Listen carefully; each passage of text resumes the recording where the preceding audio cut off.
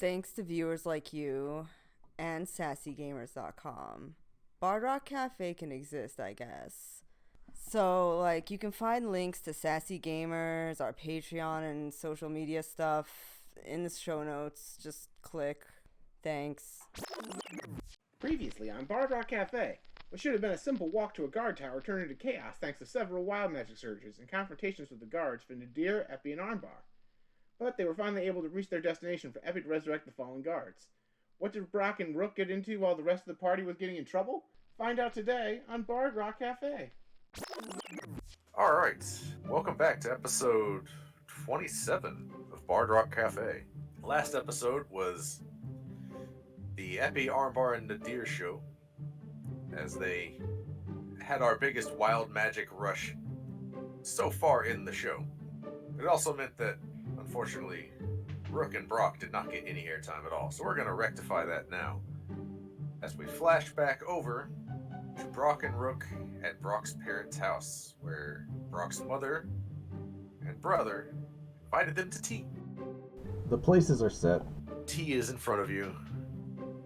It is just your mother swan song and your brother love song. Rook, how much experience do you think Rook actually has with tea? She knows what it is. She's she's had it out of like a mug. This fancy china stuff probably that's in front of her, very delicate. More delicate than what she used to. So, the butler comes over to you with a very fancy glass full of sugar cubes and says, "Ah, How many sugars in your tea, madam?" Oh, Rook is excited about something sweet. I'll take... Rook has no idea how many sugar cubes make something sweet enough, so, 6? There is a hesitant pause before he goes, "Yes, ma'am." And he takes the little tiny tongs and he grabs one at a time. And So, can I please roll something to see if I could tell what he was thinking about my 6 sugars? yeah, roll insight. Okay. Oh man, my insight isn't very good, so... Oh man, I rolled a 19. Well... Can I roll sleight of hand to try and pantomime the number 2 to Rook while she's saying that? Well, Isn't it kind of late? I mean... yeah. Well, no, you can be like, oh, I misspoke. I meant to say 2. You can do it. Go ahead and roll. I will let you roll sleight of hand. Rook, with that insight, that's still pretty good. You definitely get the sense that that is way too many, and the sense that you are out of place here only intensifies. I rolled 18 plus 3, 21. So, Rook, you do see Brock, miming 2. Rook does not know how to call for somebody like this, so Rook is like, can you make, excuse me, sir, you're sir, can you make that too? He kind of pauses. He has the third sugar cube in the tongs. And just wordlessly, he just puts it back in the little container. And then brings you your cup of tea. Rook doesn't want to look at the man anymore. You see 2 sugar cubes at the bottom of your tea, still entirely intact. He places a sugar spoon, or a stirring spoon, right in front of you. And then he goes on, "Lord Song, how many for you?" 2, please, thank you. Right, he brings you 2, and everybody else gets 2. Rook, you get the sense that you're probably supposed to stir this yourself. Rook is going to try. Rook is gonna stir the tea, like what she thinks is normal. Okay, what is normal for Rook? Just just turn that spoon in there, clingety clang it. I mean, everyone else is gonna do it, right? Yeah. Can Brock try and seeing that Rook doesn't know how to stir, try and demonstrate by going first? Brock's trying really hard to guide her through this quietly. I'll tell you what. Both of you roll me initiative real quick. Oh my god, how That intense! is 17 plus 3, dirty 20. 22 total. So Rook starts stirring before you have a Oh chance. man. So it's tink tink tink tink tink tink tink. as Swan Song is just... Brock, you would notice your mother's spoon is like just sort of hovering. Like it's in the teacup, but it's not moving. She seems to have temporarily forgotten herself. And then she starts to just slowly stir. Love Song is just highly amused by the whole situation. Love Song has had lunch with other folks in the guard things. Is used to seeing these types of people. Love Song is just highly amused by the whole situation. Fraternizing with the lower class. This is just a Tuesday for him. But Brock's mom is just, oh. So if there's any question about Rook's upbringing, none anymore. You are not nobility. Anyway, she says, so, Rook, is it? How did you come to meet my son? Oh, through a common associate, somebody that, works at, what used to be Brock's Cafe. I see. And what exactly do you do? Rook is going to feel like lying. Oh, I hunt for, precious objects in the wild. Oh, really? Fascinating. Roll a deception check. Can I get Bardic Inspiration on this? Oh my god, I got a critical failure. It doesn't matter. Nothing's gonna help that. Well, you know the drill. Just to see if she also rolls really bad. Nope, she sees right through you. 58 and 39. Brock, Yes? I need you to roll me a Constitution saving throw. I'm going to roll a few for everybody else. 12 plus 2, 14. Okay.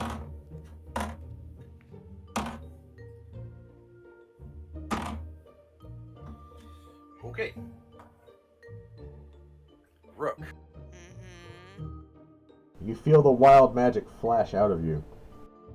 Behind you, you hear a thud as the butler collapses to the ground, fast asleep. Then you hear clink, clink, clink. Brock is asleep. Oh no. One Song is asleep. Love Song starts to pass out and then snaps back awake and is looking around at everyone but you asleep. And he's immediately like, what was that?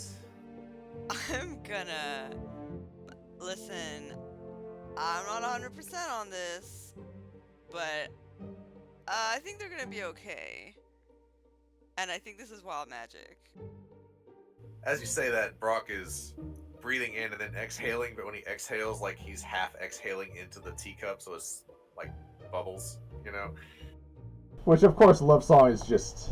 Super amused by this, right? And he's looking around, he's like, I've heard stories that there have been wild magic occurrences. Brock himself informed me that there were. Sounds like this is one of them. He kind of moves over and shakes his mother a little bit, and she snaps awake and notices that tea just everywhere, and she doesn't understand what happened. Then Love Song kicks Brock in the shins under the table. Brock, you wake up. Can you do me a favor and have Love roll a history check really quick? Sure. It's a 17 on the die. You think he would remember that when Brock falls asleep unexpectedly, he turns into Roll? He does not kick you in the shins. In fact, do you wake up immediately as Roll? I don't immediately wake up. It's when I come to, Roll gets control. This episode just went off the rails completely.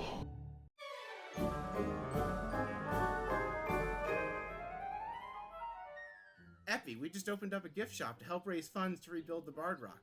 Look at this fancy new design. I'd love that on a new t-shirt. You are transported to a world of t-shirts, all identical. You can feel your sense of self slipping away from you as the shirts reach out and grab you and assimilate. I cast Dispel Magic. Epi, where'd you go? Wild magic. Don't ask, it was terrible. So, where's the gift shop going to be? Oh, well, we have two storefronts, bardrockcafe.redbubble.com and tpublic.com/users/bardrockcafe, so anyone can support the Bard Rock. You know, the coffee mug is really cute. And that's not all we sell. We have t-shirts, hoodies, children's apparel, baby Bard onesies, Rock notebooks, Cafe's gift shop stickers. is now open. Sales go to support the show, so if you want to help out and also get some cool Bard Rock Cafe merch, go check it out. And that's everything we had so far. Epi, are you listening? Did you say something?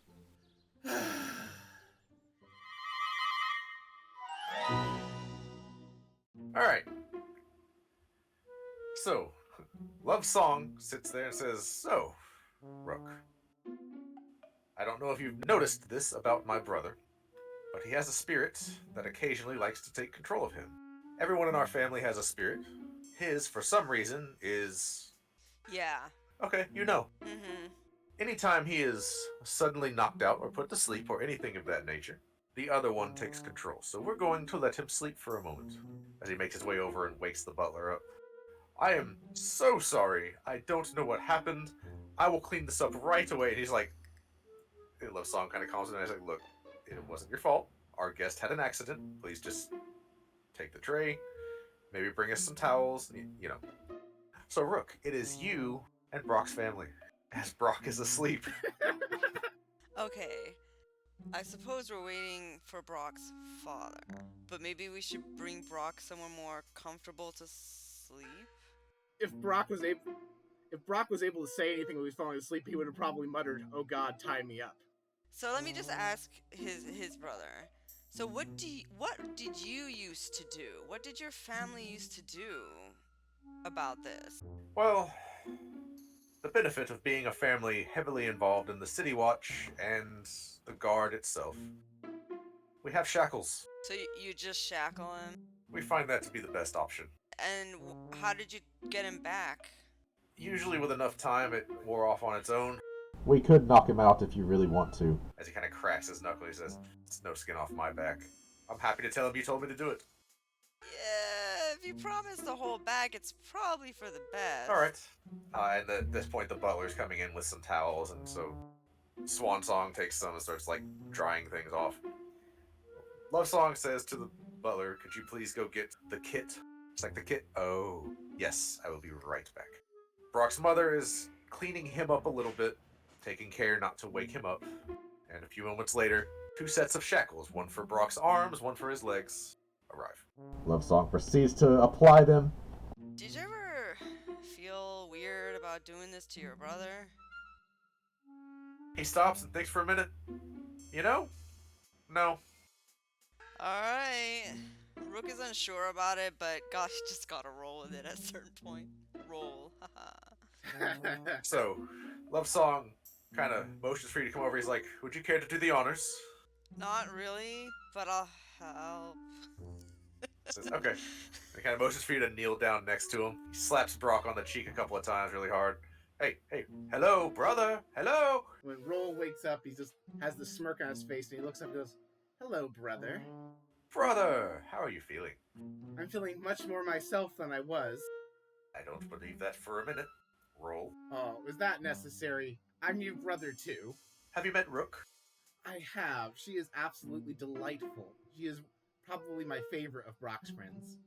"So I know Brock is not known for being the most forthcoming about people's negatives, but you're not. Anything we should know about her?" Hey. "She's a thief. "Anything else?" She works for Brock." He and I will have to have a discussion about that. Rook, anything you'd like to say to your friend? I guess he's not really my friend, but I have something to say to you. What I have to say to you is that I haven't stolen anything from this house. Oh, well, I do appreciate that. Roll. Any last words? Roll thinks for a minute. Do you need a somatic opponent to cast Charm Person?" So the minute you start to talk, like, he's letting you talk, but the minute you open your mouth to say something, he punches you in the face and knocks you out. You begin to cast it, but then you just get knocked out. And then he calls the butler over. He says, "Could you bring me another cup of tea?" Like, "Yes, sir." Once he brings a cup of tea, he splashes you in the face with it, waking you up as Brock. Ugh. Brock tries moving his wrist. Is like, oh no. "Oh, yes." "Good job. This is what I would have preferred you do. Although, next time, water, brother, not tea." Is this why you don't like tea, Brock? Real tea? "Brother, this is why you chose prestidigitation, as one of your things to learn." And he undoes the shackles so that you can, like, move freely. And everybody takes their seat at the table again. I'm so glad we're playing a wild magic campaign. Yes. I couldn't plan for this. This was awesome. So, at this point, Swan Song looks at Brock and then looks at Rook. "Son, why do you have a thief working for you?" Well, Mother, as I mentioned when I got here, I've been quested to repair this obelisk that's in my basement. It's a tablet of fate. And in order to do that, I'm going to need a diverse set of skills in order to help me do that. I might need to get into somewhere secure, somewhere dangerous. I don't know what I'm going to need, but the skills of somebody whom can pick locks, fit in small spaces, just makes sense to me. You know how this reflects on us. Our son, one of our family, working with a criminal. We made sure that you had all the proper authorizations with the guilds so that you wouldn't need that sort of skill set. I know, Mother, there are extenuating circumstances, as I hope you understand. The literal fabric of reality may collapse if I cannot fix this obelisk. She is just pinching the bridge of her nose right now, but Love Song seems to have perked up at that last part. What do you mean? So it's my understanding that if the tablets of fate are destroyed, it could cause lasting, permanent, and substantial harm to this plane, as was explained to me by the monk of Agma who told me about the tablets of fate when I identified it in my basement. If it's destroyed, there's a very good chance Waterdeep at least would not survive it being destroyed, so it's in our best interest to fix it as fast as possible. The Blackstaff is currently working on helping find the other one so that we can go and fix it. And the Blackstaff's met Rook. Actually, the Blackstaff seems to like Rook quite a bit. Just trying to help. Love Song kind of takes a piercing look at you. So he has over 20 for his insight check for Rook. What does he get from a 20-something insight on Rook? Rook is kind of like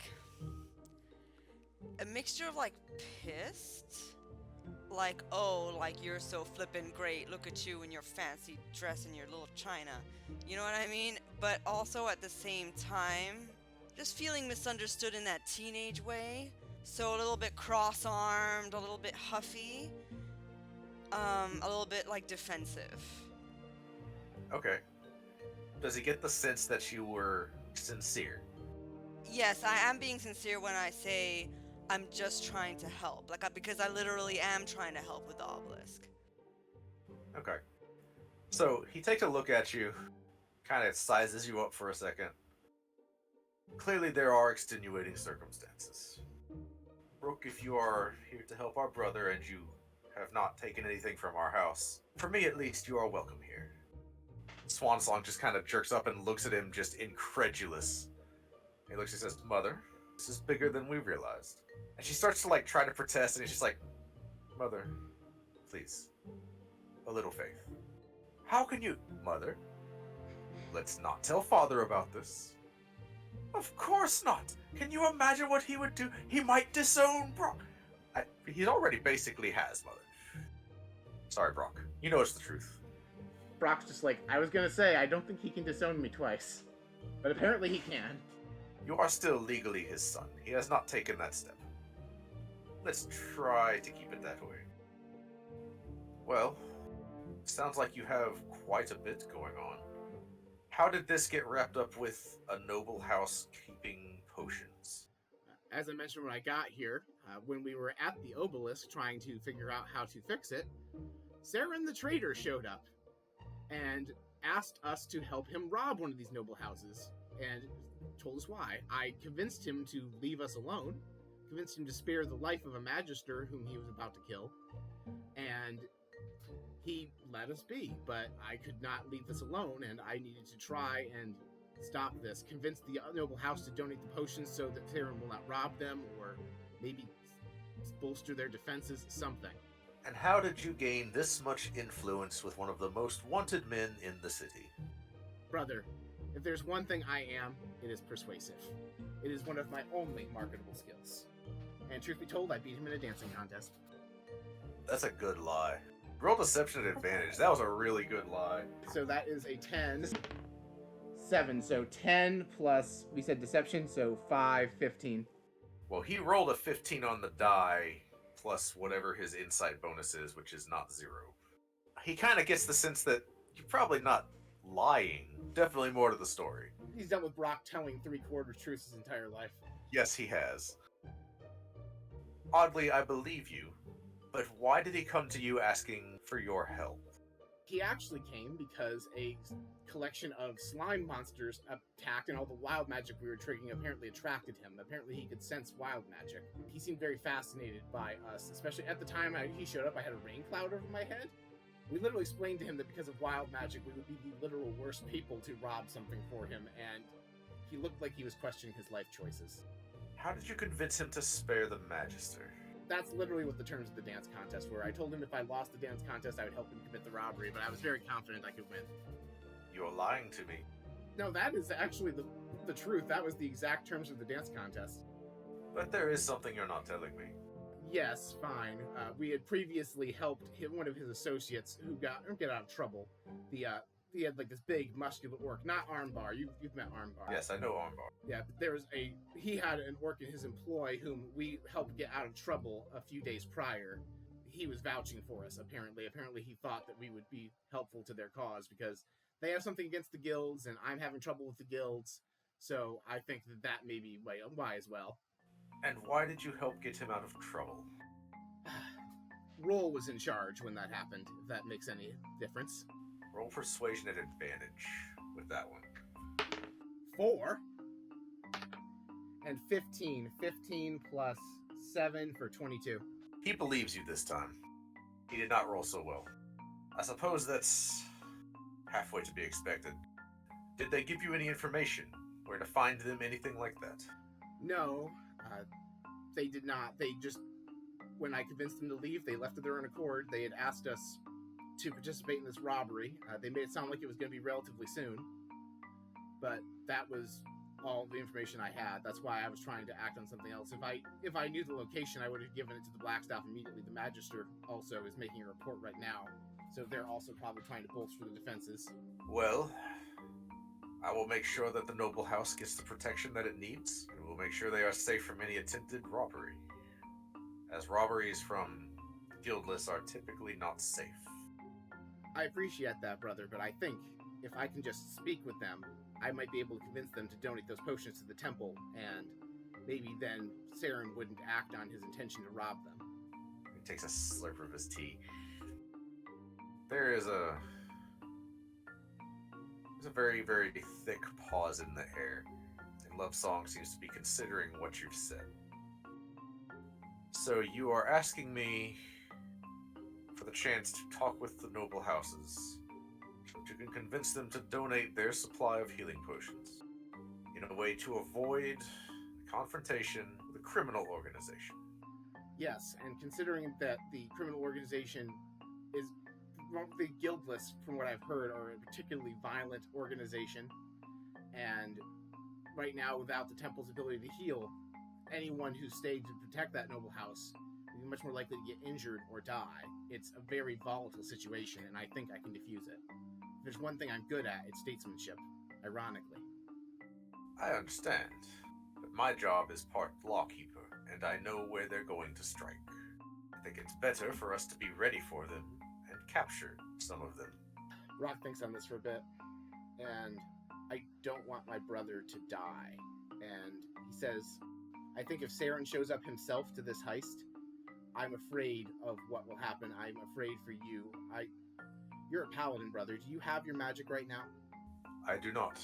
If this can be avoided without bloodshed, then I think that is what's most important right now. I think there's going to be a time and a place to bring Saren the Traitor to justice, but I don't think that a bloody battle in the home of a noble family is the way to go. Roll persuasion at disadvantage. I'm going to give myself Bardic Inspiration. Okay, sure. That is a 12 and a 15. So 12 plus persuasion is 7, so that's 19. I'm going to roll my d6. That's a 5 for a 24. D6 made the difference. Love Song has a pretty good charisma score. He is a paladin, and he rolled an 18 on the die. But he thinks for a moment, says, well, I don't know that I entirely agree with you. I can agree with the idea of letting that noble house choose for themselves. I will set up a meeting, if that is all right with you. That would be wonderful. Come back tomorrow. We'll have lunch. I will come back tomorrow. I don't know what else they'll do. I might bring my other associates, Armbar and a friend of ours named Epimetheus. Your associates are, of course, welcome at this house at any time. I would warn you, Father may be present for this one. Expect some pushback. That's fine. Actually, I wanted to ask, Amanda and Sigmund, the husband and wife that I referred here, how are they doing? Oh, well, they're working in the kitchen right now. Would you like to meet with them? Yes, actually, when we finish tea, what's left of tea, maybe I can go and just see how they're doing. Lovely. You guys continue having tea for a little while. Is there anything else you wanted to talk about with your family while you were here? Same to you, Rook, if you wanted to bring up any concept at all. Rook feels like she's said enough and feels a little hurt. Brock does have one thing on his mind. He's like, right now, the state of the city, especially with the lack of healing magic and all the other problems that have arisen, it's really highlighted to me how broken the system with the guilds and the nobility are. Is there something that can be done about it? Well, I've given that some thought myself. The guilds and the nobility strike a delicate balance in the city. As you know, the Open Lord is the manager of both. The guilds manage the economic side and keep the lower class running smoothly. Meanwhile, the nobility, who own various parts of the city, who own businesses, who are wealthy enough to pay for things, keep the investments in the city running. How much do you know about... He actually turns to Rook and says, how much do you know of the Hidden Lords? How much do I know of the Hidden Lords? Roll history. I rolled a 21 total. So Waterdeep has an interesting governmental system. So there is the Open Lord, currently Laeral Silverhand, who is in basically the face of Waterdeep. If they were to have a president, this would be it. But everybody else that is in charge is a hidden lord, or a masked lord. Nobody knows who they are except for the Open Lord, so the Silverhand would know who they are. Okay. Other than that, their identities are kept very strictly secret. The premise for that is they cannot be bribed or bought off. That is about all that you know. Okay. Do you communicate any of that to him? Yeah, I'm gonna say, well, it's not like I know who they are. No. No one does, even the other masked lords. Only the Open Lord knows. Unfortunately, this means that change comes very slowly. The guilds answer to the masked lords, and the masked lords are chosen basically through an application process. There is a hefty buy-in fee where an investment is made or pledged to Waterdeep, and an interview is conducted between the Open Lord and 4 of the masked lords. If they are all in agreement, another masked lord is added to the number. Anytime major decisions are made, the Open Lord has a meeting with the masked lords and they cast their vote. This is meant to be above corruption, but ultimately, no system is perfect. The best I could hope to do is maybe become a masked lord myself, but that takes a lot of time and a lot of money. Fortunately, Laeral Silverhand is above reproach, and she has been guiding this city in the right direction ever since she took power. But still, it is a bureaucratic, bogged-down process with a lot of moving pieces. I don't know a simple way to expedite it. So now I'm trying to think of like how to determine like that's obviously Love's opinion of I forgot the first name already, Silverhand. I don't know what Brock's opinion is of them offhand, but like right now Brock's really questioning. I'm trying to think like I don't think there's even a role for this, but like right now Brock's really questioning like if this person's really above reproach, how much power do they even have if they can't institute change? Maybe it is time. Like, how often is the Open Lord chosen? Like, that's, I think, what he's thinking. And I don't know if he would just know this because he's a noble, or if he, like, needs to specifically ask. Go ahead and roll history. That is a 5. 5 plus 3, so I have an 8 to history. You would know that Open Lords, this is not a hard check. Like, I would give you more with a really high roll, but you didn't get a really high roll. The Open Lord is chosen by their predecessor, and they stay in power until they step down or die. If they die, the Open Lord is chosen by a meeting of the Masked Lords. So there's not a way for someone to challenge the Open Lord for their position then. Not as such. It doesn't work that way. Well, Brock can't exactly invent democracy. I mean, he could. He invented the food truck, but there's a lot of steps involved in inventing democracy. How long has Laeral Superhands been the Open Lord? I am not positive as the DM. That is a bit of lore I don't have. Hang on. Well, Brock's trying to ascertain, like, on a scale of just started this job a few years ago to is probably due to retire or die soon. Where do they fall? Looks like between 5 and 10 years. I'll try to get you an exact number, but it's been 5 to 10 years. That's good enough. So, like, Brock's thinking this, like, we're going back and forth. Brock's sitting here basically talking politics with his family. Is like, so the only other option would be to become a mass lord, which, you know, money and time and effort and the whole process. But right now, Waterdeep's in a state of unrest. What can we do to make it at ease? Well, the easiest solution for you is to solve this problem of the obelisk. For me, my job is to keep the criminals from having their way with the city. That's true. I do already have a problem of substantial magnitude to worry about. I guess I'm just frustrated that things aren't working the way I would expect them to. Guilds get the voice of the people, and the masked lords represent the nobility. Together, they make the city run. Could they run better? Of course. But I'm not knowledgeable enough about bureaucracy to be able to fix that. But I know I can put a criminal at the end of my sword. That, brother, is something you've always been particularly good at, and why your father's favorite. That's probably true. I mean, it doesn't hurt that I'm not a very good candidate for the favorite. And he just kind of laughs, and the conversation continues. Is there anything else you wanted to talk about with your family while you were here? No, I think that's good until our meeting of the next day, but now Brock did want to just check in on Amanda and Sigmund.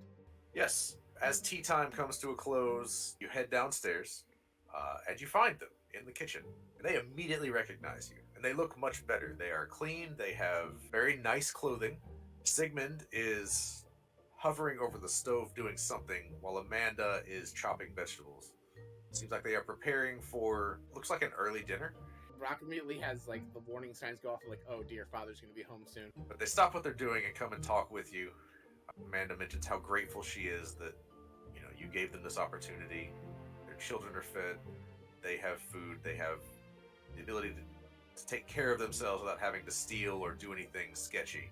They say that, Pop Song is a taskmaster, but he's fair. Love Song has been a voice of patience with them. They've learned their required duties, and they're doing very well. Well, I'm so glad to hear that. I'm glad to see you're both doing better. And I see they put you to work in the kitchen. That actually, I'm going to be back for lunch tomorrow. I don't know if you have any inspiration for anything, but I need that lunch to go very well. It's a very important lunch. We're happy to have you. What's going on, if you don't mind us asking? And you see, Love Song is kind of hovering. And it kind of gives this look of, that's really not your business, but then, it's already been said, right? Right, and Brock just shoots his brother a look really quick and says, I'm going to be back, and father will be here, and I'm meeting with another noble family, and again, Brock's known for being more colloquial with the help because he's always fit in better with commoners than his, family. He's just I really need my father not to think I'm a screw-up tomorrow. I'm not sure what the food can do about that, but we'll try our best. Brock's just Brock's immediately tells them his father's favorite food, which is probably just a specific kind of cucumber sandwich, to be honest. They do ask, what do you know what noble family is coming tomorrow? I don't, and Brock looks over to Love. He kind of sighs. He says, House Ralnarth will be paying us a visit. Have I heard of that house? Have I stolen from them before? Well, it's not a hard check, but go ahead and roll it for history. That is a 19 plus 3 for Brock. 17 total. You both recognize this house as they fund the City Watch and also fund the judicial system. They are very involved in the law-keeping process. Rook, you have probably stolen from them at some point, because stealing from the noble house that basically pays the City Watch, that's a nice badge of honor, right? Okay. Probably stole something big money, because, they're feeding money into the system. No, I mean, you're a gem thief, right? And it's a noble family, so it's not hard Yeah. to find, like, Some necklace. I can't even remember what I stole. Some generic rich person thing. something that you immediately turned over to Felix, who immediately just turned it around elsewhere. So they kind of nod and say, all right, well, try our best to make something really, really noteworthy so that things go well. It was so good to see you, Lord Song. Look forward to seeing you again tomorrow. And if you ever need anything we can ever do to pay you back, just let us know. Thank you. You're already doing it by taking good care of my family. Please just keep taking especially good care of my brother here. He has a very dangerous job. Yes, and we are forever grateful for what he does. And so they kind of bid you farewell, and you depart from your family's house. All right, and with nothing else to do, Brock is going to suggest that we go rendezvous with everyone at the Bard Rock Cafe and let them know the next step in the plan. So you make your way back to the Bard Rock Cafe. You arrive there, I will say, probably just as the guy that has been chained up is starting to wake up. And I realize this is on the short end for episodes for us, but I'm going to go ahead and call it here. Okay. All right. We will pick back up with the captive guy. Yeah, you walk in. There's Armbar. There's Epi. That guy. So we had an eventful day. How about you? Well, Effie, we are going to be having lunch with my family tomorrow. Fascinating. And actually, I would suggest that maybe that would be a better time for you to put on your fine clothes, if you know what I mean. Epi looks down at his robes and back up. Is there something wrong with my current outfit? Mister, I wore a blue suit. Or was it green? I forgot what color it was. I It was blocked that- it from my memory. It was actually a pink suit. Right, and your skin was blue. Really Yeah. went with the pink. You rocked it. I did rock it. And Brock's just like, oh, I'm sorry. I was just thinking maybe it would be better to attend as Giuseppe. I have no idea what you're talking about. Brock just gives Effie this look like, I know you know what I'm talking about. He gives you this looks like he knows you know what he's talking about. We're going to be meeting with them to try and convince the family that's been hoarding those potions to donate them to the temples and prevent the robbery from happening. He kind of looks at you, looks at the guy in the barrel, looks at you. About the robbery. So you see this fellow we have in the barrel. He might have some information about that, but we're not really sure because he's still, predisposed. Brock looks around to see if the magisters yet returned to their post. They have not. You know, this is probably like the fifth most illegal thing that's happened in this basement. Only the fifth? In the basement? Oh, alright, fair enough. And the guy does seem to stir a little bit, and he wakes up. He looks around at all of you, says, all right, now what? And that's where we're going to end the episode.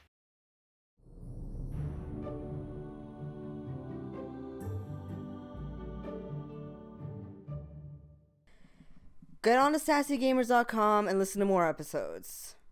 And become a patron. I'll read your cards. Do it. Patreon.com/BardRockCafe. Till next time.